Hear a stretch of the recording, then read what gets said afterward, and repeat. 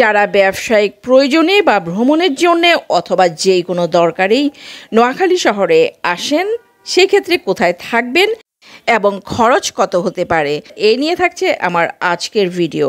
যদিও আজকের ভিডিও করার ক্ষেত্রে আমি পুরোপুরি প্রিফেয়ার ছিলাম না, ভিডিও করার ইচ্ছে ছিল না, বাট আপনাদের কথা ভেবেই কিন্তু আজকের ভিডিও বানানো। সো দোষ ত্রুটি অবশ্যই ক্ষমা করবেন।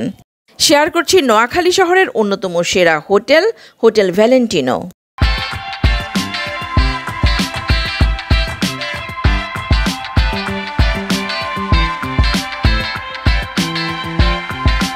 নোয়াখালী জেলা চট্টগ্রাম বিভাগের অন্তর্গত দেশের দক্ষিণ পূর্বে অবস্থিত একটি জেলা। নোয়াখালী জেলার দর্শনীয় স্থানের মধ্যে রয়েছে কল্যাণদী জমিদার বাড়ি, গান্ধী আশ্রম, নিঝুমদ্বীপ, বজরা শাহী মসজিদ, বীরশ্রেষ্ঠ শহীদ মোহাম্মদ রুহুল আমিন গ্রন্থাগার ও স্মৃতি জাদুঘর, মহাত্মা গান্ধী জাদুঘর, মাইজদি কোর্ট বিল্ডিং, দিঘি, ম্যানগ্রোভ বনাঞ্চল, স্বর্ণদ্বীপ ইত্যাদি। হোটেল ভ্যালেন্টিনো নোয়াখালী জেলার প্রাণকেন্দ্র মাইজদিতে অবস্থিত। 4 তারকা মানের এই হোটেলটিতে রয়েছে অত্যাধুনিক সকল সুবিধা, 24 ঘন্টা room service, AC, free wifi, parking, restaurant ও পার্টি সেন্টারের সুবিধা আছে এখানে। এখন দেখতে পাচ্ছেন আপনারা রিসেপশন। চাইলে আপনারা এখানে আগে বুকিং দিয়ে আসতে পারেন অথবা এখানে এসেও আপনি রুম নিতে পারেন, কোনো সমস্যা হবে না। কেননা 4 তারকা এই হোটেলের রুম কিন্তু অ্যাভেলেবেল পাওয়া যায়। আমি যেদিন নোয়াখালী এসেছি সেদিন কিন্তু প্রচণ্ড বৃষ্টি হচ্ছিল আর একটা স্যাডনেস ব্যাপার নিয়েই এসেছিলাম। সো আমার কিন্তু ভিডিও করার ইচ্ছে কোনো অবস্থাতেই ছিল না। আমি একটা পোস্ট দিয়েছিলাম, সেই পোস্ট দেখে অনেকেই কিন্তু আপনারা রিকোয়েস্ট করেছিলেন যে নোয়াখালীতে থাকার হোটেল কেমন বা কত পড়তে পারে, প্রাইস, এই ধরনের কিছু জানানোর জন্যে। সো সামান্য চেষ্টা করেছি আপনাদের অনুরোধ রাখার জন্যে। এই হচ্ছে ভ্যালেন্টিনো হোটেলের রিসেপশন। চমৎকার কিন্তু রিসেপশন, বসার জায়গা, এখানে আছে সোফা, আর ইন্টেরিয়রটা কিন্তু জাস্ট দেখার মতো। আমি বলবো যে নোয়াখালীর মাইজদির ভিতরে এমন একটা ইন্টেরিয়র আমি কিন্তু কখনোই আশা করিনি। তারপরেও কিন্তু এত সুন্দর চমৎকার ইন্টেরিয়র দেখে আমি সত্যি অবাক হয়ে গেছি। যেহেতু আমরা আগে থেকে হোটেল বুকিং করে আসিনি, এখানে এসেই আমরা হোটেলের রুম নিয়েছি। দেন আমরা রুম নিয়ে চলে যাচ্ছি আমাদের রুমে। আর এই দেখেন বিশাল বড় কিন্তু হোটেলটা, এই মাথা থেকে একদম ওই মাথায় বেস্ট ক্লিন। আর এই হচ্ছে লিফটটাও কিন্তু চমৎকার। যদি আমি বলি যে নোয়াখালীর সেরা হোটেল যেগুলো আছে তার মধ্যে এটি একটি, সেটা কিন্তু ভুল হবে না। এই হচ্ছে হোটেলের ভেতরের রুমটা। প্রথমেই ঢুকেই কিন্তু বিশাল আকৃতির একটা মিরর দেখলেন আপনারা।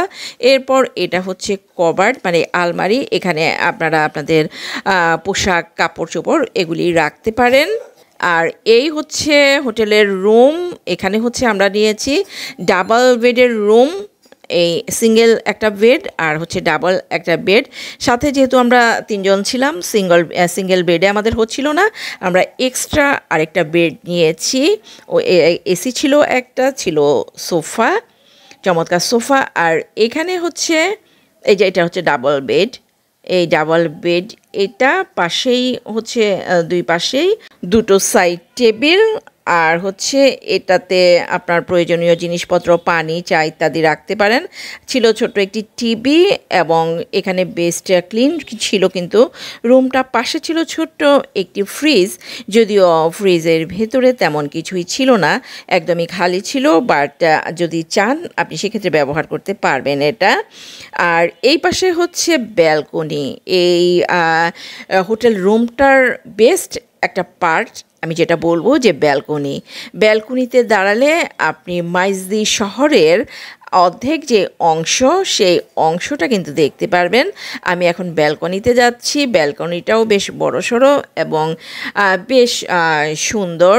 ব্যালকনির এই পাশটাতে, মানে আমার রুমের এই পাশটাতে থেকেও কিন্তু মাইজদির মেইন যেই রোড সেটা কিন্তু দেখা যাচ্ছে, আপনারা দেখতেই পাচ্ছেন, অনেক কিছুই দেখা যায়। আর আমি ছিলাম 7 তলায়। তো 7 তলায় থেকে কিন্তু মাইজদির বেশ কিছুটা অংশ দেখা যায় ব্যালকনি থেকে। এই হচ্ছে রুমের ভিউ। হ্যাঁ, চমৎকার ইন্টেরিয়র। আর দেখতেই পাচ্ছেন একটা ডাবল বেড, একটা সিঙ্গেল বেড, আর আমরা এক্সট্রা যে বেডটা নিয়েছি সেটা।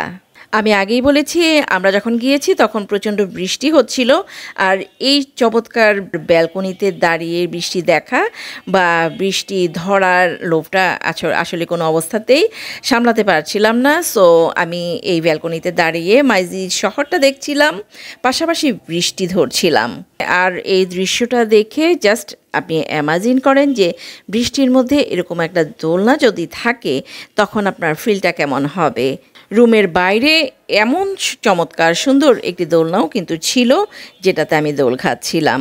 এরপরে আসছে নাস্তার ব্যাপারটা, ব্রেকফাস্টের ব্যাপারটা তারা দিয়ে গেছে।